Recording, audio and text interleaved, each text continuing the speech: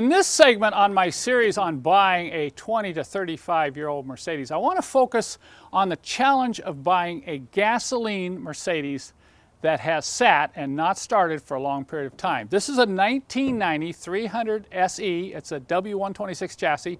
And I'm looking at it, the license plate in the back, and it says 2010. It's 2014. So this is 4 years. The owner, of course, assured me that it ran just beautifully when he parked it, and then he went to Mexico and was not able to take care of the car. So this thing hasn't run, hasn't moved until I towed it here for 4 years. So there's some other issues that are different from diesels when you're dealing with these gas cars, and we're going to go over them in this segment. I got to talk about fuel system, brakes, fuel injection system in the car, and so on. But our first goal will be to get this running, and we're going to clean up the car first. If you watch my other videos, you know how I like to get these cars cleaned up if I'm going to be motivated to work on them. But as soon as we get it cleaned up, we're going to talk about the steps, the individual steps that we'll go through to get this engine started again and to avoid potential damage by doing it the proper way. Just take a look at the difference. Isn't that amazing? Just what a pressure washer and some washing would do. We haven't even buffed and waxed the paint yet, but I mean, now when I come to work on the car, you know, man, I'm inspired. This is going to be a real sweetheart, by the way, when we're done with it. But let me tell you what we've been working on. Now, we're just about ready. We're real close, a little bit more work here, but we're just about ready to try to fire this engine up.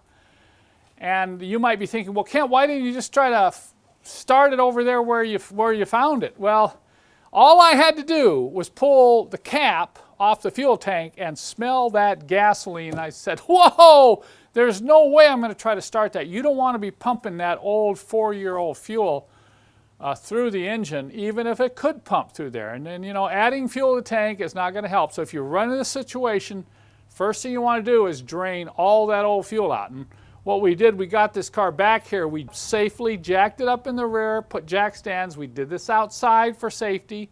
We actually had a fan blowing to keep those obnoxious fumes away. And then we got a bucket and a container, and we drained the fuel out of the tank. Once we had the tank really cleaned, we went ahead and pulled the tank screen, there's a filter screen in the fuel tank. We pulled that out and cleaned that, inspected that, looked okay. And in another video in this series, I'm going to talk about the importance of these fuel tanks and these fuel tank screens, but I'm not going to cover it in this segment here. Then we got it down, we added some fuel, and right away we put it to the test, and the fuel pump was not working. The fuel pump was not working. Let me show you what we found in the fuel tank, and not only in the fuel tank, inside the engine. We went ahead and changed this oil too. Even though we couldn't start the engine and warm the oil up, we just said, get this old 4-year oil out of the engine. I want to show you that as well. Now let me show you these two containers of old gasoline. And if you look closely, they're even different looking. This right here is a sample of what we drained out of the tank. Notice the moisture collecting on the lid. There was actually moisture dispersed in this fuel that was so old. And this fuel here, you know, is still really dirty looking. But this is fuel that we pumped through the fuel system after we put new fuel in the tank. Once again, just putting new fuel in the tank is not going to get all the fuel out of the fuel system, the fuel lines, and so on. It took a while. It actually took a while to get fuel running clear. And then right here, look at the engine oil. You know, engine oil that sits for 4 years can also oxidize, and this is, I've seen worse, but this is really ugly oil. So we've got new fuel in the car. We've got new oil in the engine. I've checked coolant. I'm not going to change the coolant or any of the other fluids until we actually get the engine running. But let me show you what the primary problem was, why we could not get this engine running right after we replaced the fuel. You know, this is the second time in the last couple of years I've drug home a W126 chassis Mercedes with this 6-cylinder M103 engine in it. You know, these are great cars, by the way. You get the S-Class ride and comfort, but you get the fuel economy of a straight six engine.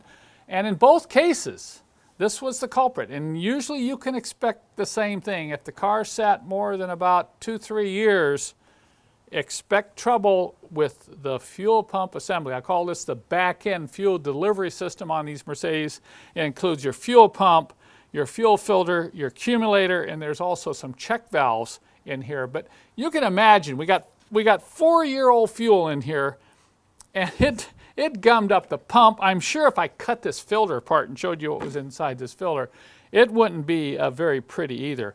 But I should let you know that it was even harder to get the other one running because it had sat 7 years. I've done a complete on-demand video on that, a step-by-step. I'm not going to go through the same sequence in this video that we had to go through to get that running, including some of the tricks about draining the fuel and getting the fuel system flushed and adjusting the mixture so you can get it running after a long period of time. So if you want more detailed information about that, be sure and check out that video on my website. I'll put a link below in the show more description that'll take you right to it as well.